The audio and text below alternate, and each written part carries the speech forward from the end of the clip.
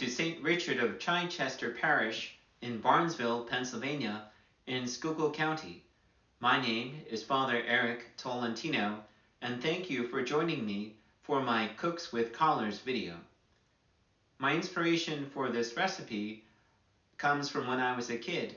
At Thanksgiving, I always liked the whole cranberry sauce, not the jellied kind, but it was always out of a can. When I grew up, I liked to cook, and I was wondering how hard could it be to make whole cranberry sauce from scratch? And it turns out it wasn't that hard, and I probably already could figure out how to do it on my own.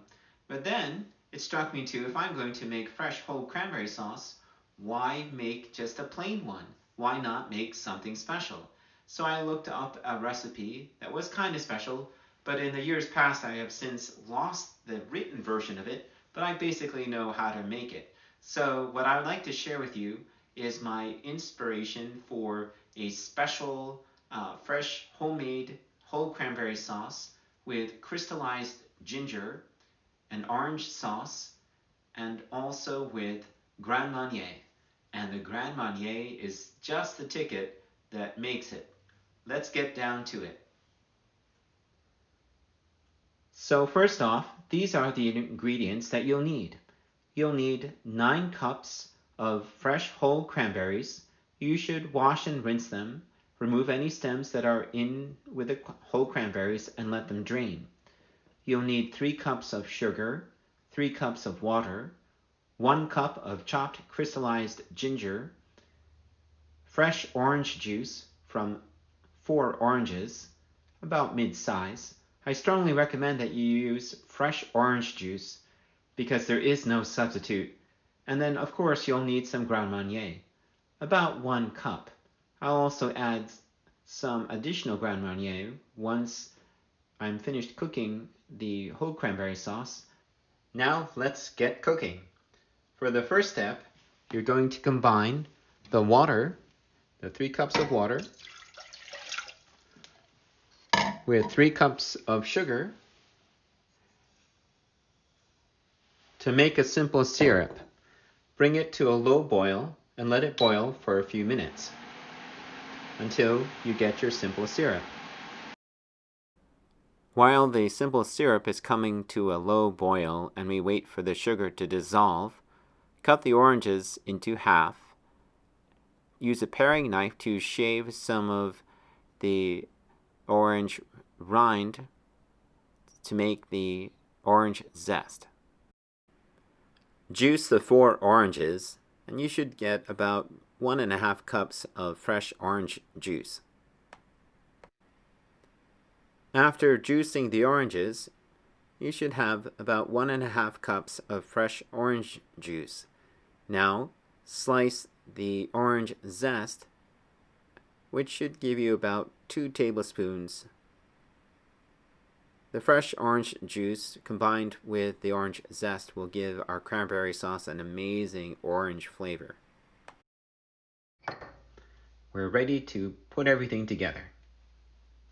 Next up, we are going to combine our main ingredients. Pop the cranberries, 9 cups, into a saucepan.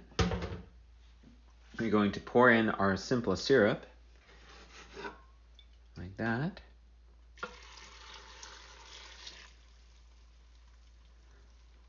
We're going to add our 1.5 cups of our fresh orange juice.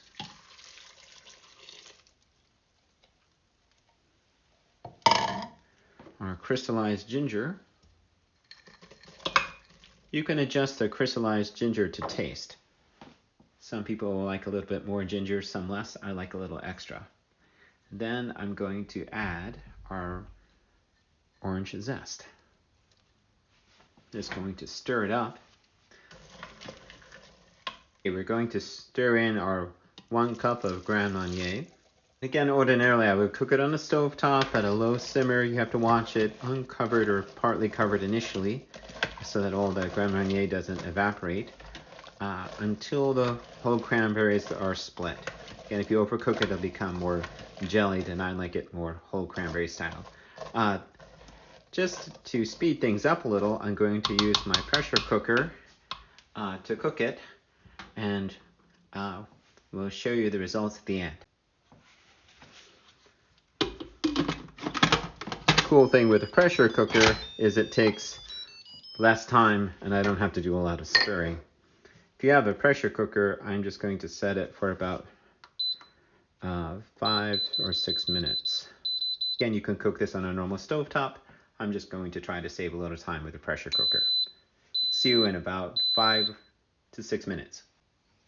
Okay, the 5 minutes are up. We're going to depressurize. Okay, now we're just going to take the lid off here. Oops.